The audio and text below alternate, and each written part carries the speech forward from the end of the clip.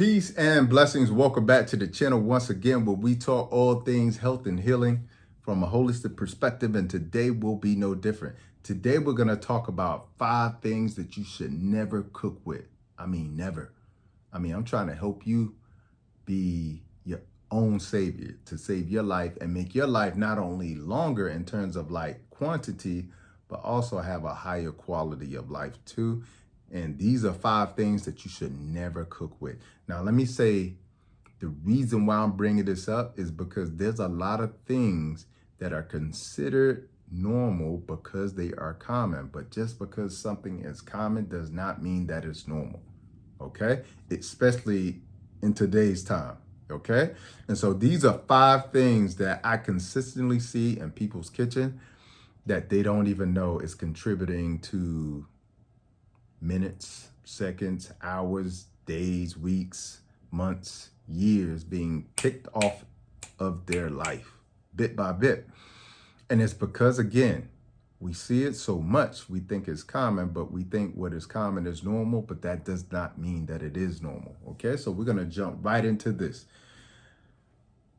1 that you should never cook with: non-stick pans that typically contain Teflon, that typically contains PFOAs, okay? These are what are called forever chemicals, and there are different versions of them.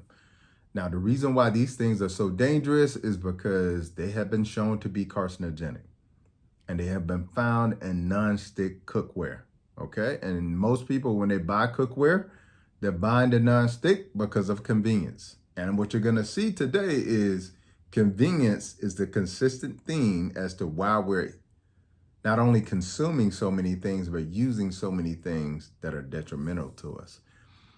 We're exchanging convenience for our health. Okay, so non-stick pans that contain these PFOA forever chemicals. Okay, there's a really cool document, that came out, and it talked about DuPont, who was one of the originators of nonstick Teflon. And in the documentary, the really cool thing that you saw in there was the company, based on a true story, was dumping these chemicals into the river. And it was not only killing livestock all around the area, but it caused a huge exponential rise in cancer in the area too. And as a result, that city in West Virginia got somewhere in the tune of 60 to 70 million in their lawsuits. Okay, so it's a real thing. So you should not be eating with this type of cookware. All right, so throw the non-stick pans out and replace them with something like ceramic. All right, a more natural, cookware. All right, number 2, seed oils. Get rid of them all. And when I say seed oils, I know what you're thinking. You're like, well, Dr. Price, you tell me I can eat seeds. Okay, yeah, I'll tell you can eat seeds, but seeds and seed oils are not the same thing. And as a matter of fact, these oils are very prevalent in the standard American diet. As a matter of fact, 25% of the calories are coming from seed oils. Okay, every time you go out and you get something fried or something that is pan fried or stir fried, most likely it's cooked with a seed oil. And the unfortunate thing about seed oils is this: they require heavy solvents and heavy chemicals like hexane to be able to make these seed oils. And hexane is carcinogenic. Okay. Not only that, it's really important to understand that seed oils aren't just the issue, it's also vegetable oils. This is another mislabel.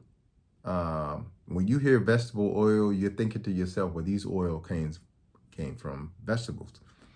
They did not come from vegetables. Seed oils and vegetable oils are the same thing. So when you're thinking seed oils and vegetable oil, you're thinking things like canola oil, safflower oil, all of these type of oils that come from seeds that use heavy chemicals to extract these oils from them and to make them. So it's really important to understand. And what's so dangerous about these oils is they become even more dangerous once they're heated up and also reheated. And trust me, if you go to a restaurant, they are not only using those type of oils because they're the cheapest oil.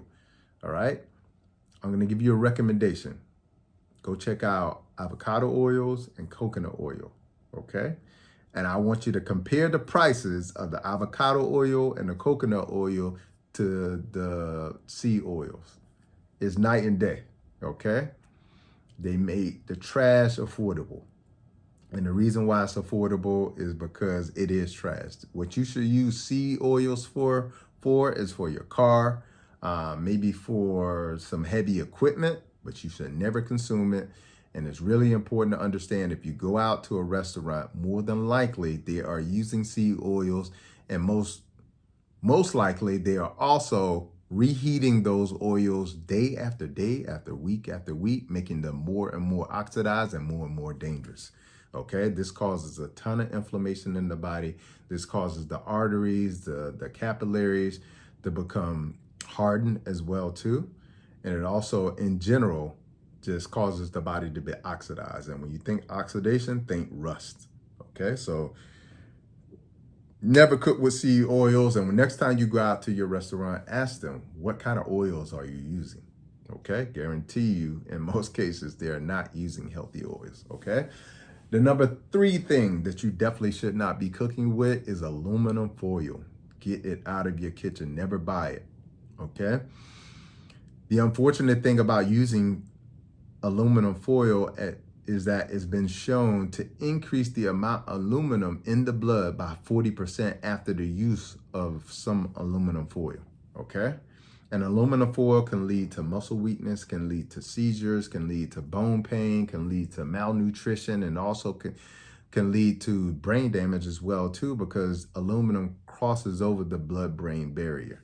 Okay, so stop using aluminum foil and use the pan itself, or you also can use, the wrap as well too. That nonstick wrap, that'll be a really good sort of replacement for it. All right. The other thing that you definitely, number 4, that you should remove from your kitchen is your microwave. I don't have a microwave in my house. I don't use a microwave for anything. I wouldn't use a microwave to warm up water. Okay. Now I want you to think about this for just a second. You have probably never looked on the backside of your microwave. But if you did take the opportunity to look at it, it has a warning label on it. Sometimes that warning label will say, warning label, persons with pacemakers, stay away. Okay. Another warning label will say women who are pregnant should not be near a microwave when it's actually operating. And the reason why is because a lot of that radiation coming from the microwave leaks. Now, the other thing I want you to think about this for a second. Because a lot of people will say, well, a microwave is just heating. It's heating up the food. What's the problem? You heat up the food on the stove. Well, have you ever seen a microwave or using a stove? Okay. Does heat cause a metal to become electric? Okay. Because if you put aluminum or you put metal inside of a microwave, all of a sudden you hear this zzz and you see these electric currents going on the inside. All right. It is a huge difference between fire and that. Okay, so don't use your microwaves. Okay, not to mention what it does to actual food. Okay, most of the nutrients in your food, even though if you go online right now, of course, there's a whole litany of things that will tell you, hey, microwave doesn't do anything to food.